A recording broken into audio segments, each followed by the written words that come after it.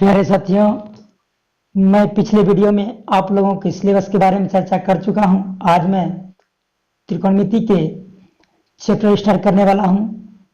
Trigonometry जो होता है, तीन ग्रीक शब्दों से मिलकर बना हुआ है, ट्राय, गौन और मेट्रोन। ट्राय का मतलब होता है तीन, गौन का मतलब होता है भुजा और मेट्रोन का मतलब होता है मापन। तीन भुजाओं का मापन अर्थात त्रिकोणमिति जो है मैथमेटिक्स की वह शाखा है जिसके अंतर्गत त्रिभुज के तीन भुजाओं और उसके कोण के बीच संबंध बतलाता है। तो आइए हम त्रिकोणमिति के बेसिक जो ट्रिग्नोमेट्रिकल फंक्शन होते हैं छह हम उसकी चर्चा करते हैं। सबसे पहले त्रिकोणमिति के छह फंक्शन इस प्रकार है, जैसे साइन हो गया, आपका कोसाइन हो गया, टेंजेंट हो गया, कोटेंजेंट हो गया, को सेकेंट हो गया, सेकेंट हो गया। तो साइन को हम साइन के रूप में पढ़ते हैं और कोस के रूप में पढ़ते हैं। टेन को हम टेन के रूप में पढ़ते हैं। कोटेंजेंट को हम कॉट के रूप में पढ़ते हैं। को सेकेंड को हम कोसेक के रूप में पढ़ते हैं। सेकेंड को हम सेक के रूप में पढ़ते हैं। तो ये ट्रिगोनोमेट्रिकल फंक्शन जो है छह, इसे हम कैसे याद रखेंगे, किस तरीके से, उसके बारे में हम पहले चर्चा कर लेते हैं। तो आप साइन कॉस टेन और कॉट कोसेक सेक, आप पहले साइन को याद कर लीजिए। साइन जो होता है वो कोसेक, इसका अपोजिट होता है कोसेक, और कॉस का अपोजिट होता है सेक, टेन का अपोजिट होता है। आप पहले इस तीनों की चर्चा कीजिए, साइन कॉस टेन।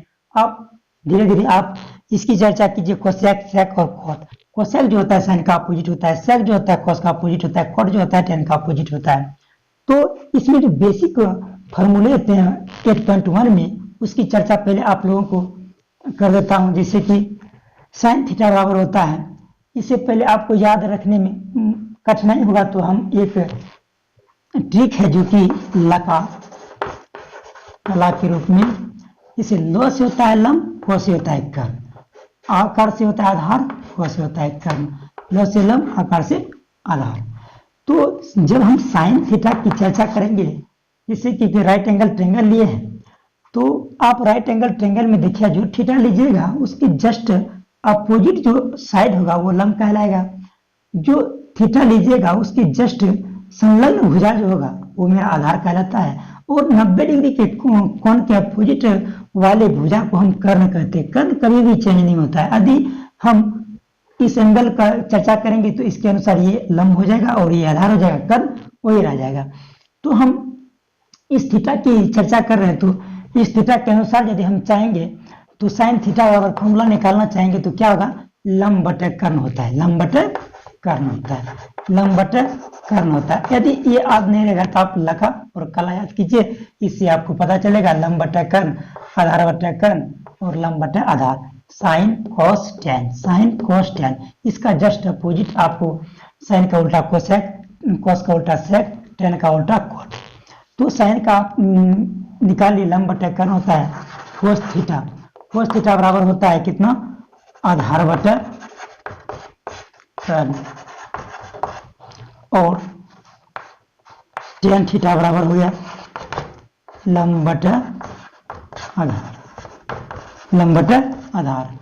तो इसी से हम इसका जो अपोजिट होता है उसकी भी चर्चा कर लेते हैं। जिसे साइन का अपोजिट होता है cosec theta, cosec theta, cosec theta बराबर क्या जाता है, कर्ण, कर्ण बटे लंब हो जाएगा, और सेक थीटा बराबर क्या हो जाएगा, हम आधार बटे कर्ण लिए थे, अब आधार बटे कर्ण बटे आधार ले लेते हैं, कर्ण बटे आधार। उसके बाद कोट, टेन का उल्टा होता है कोट थीटा, कोट थीटा और आधार बटे लंब, आधार बटे लंब। ये मेरा बेसिक फार्मूला है जो कि इस चैप्टर में हमको, अगला चैप्टर जो 8.1 पढ़ेंगे उसमें हमको काफी उपयोग है। तो आगे कॉन्सेप्ट है, आप अगला देखिएगा, इसी जैसे कि आप देखिए साइन का sine theta into cosec theta बराबर 1 होता है। ये कैसे होता है, इसे आप रटिए मत, इसे आप प्रूव भी कर सकते हैं, जो आप अभी देखिए लका कला के माध्यम से। तो साइन का फॉर्मूला होता है क्या, लंब बटा क्या होता है, लंब बटा कर्ण होता है, गुना कोसेक का क्या होता है, उल्टा होता है, इसका अपोजिट, कर्ण बटा क्या हो जाएगा, लंब। तो आप इसको लंब से लंब कटा दीजिए, कर्ण से कटा दिए, एक हो जाएगा, LHS पार्ट RHS के पार्ट के बराबर है, तो प्रूफ हो गया। तो ठीक उसी प्रकार आप, तो अगला है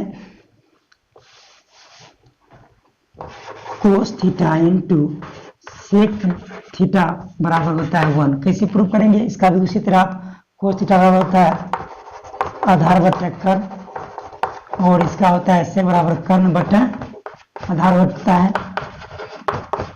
आप आधार से आधार कटाइए, कर्ण से कर्ण कटाइए, इसका भी मान 1 होगा, LHS बराबर RHS हो गया, प्रूफ हो गया। तो cos theta into sec theta बराबर क्या हो जाएगा, 1 हो जाएगा। ठीक उसी प्रकार ठीक उसी प्रकार आप टेन थीटा और इंटू कोट थीटा बराबर क्या हो जाएगा, 1। टेन थीटा बराबर होता है लंब बटे आधार गुना कोट थीटा बराबर क्या होता है, आधार बटे लंब से लंब कटाइए, आधार से आधार कटाइए, 1 हो जाएगा, LHS बराबर RHS हो रहा है। तो आप इसको प्रूफ भी कर सकते हैं, कोई सा फॉर्मूला नहीं है जो कि आपको याद रखना पड़ेगा, आपको मैं बेसिक के साथ बता रहा हूं। आप इसको ध्यान देके लिखिए और लिखते हुए रहिए ताकि आपको क्लियर होते जाए, नहीं तो आप देखिएगा हम फटाफट मिटा रहे हैं तो इसमें आपको दिक्कत हो सकता है।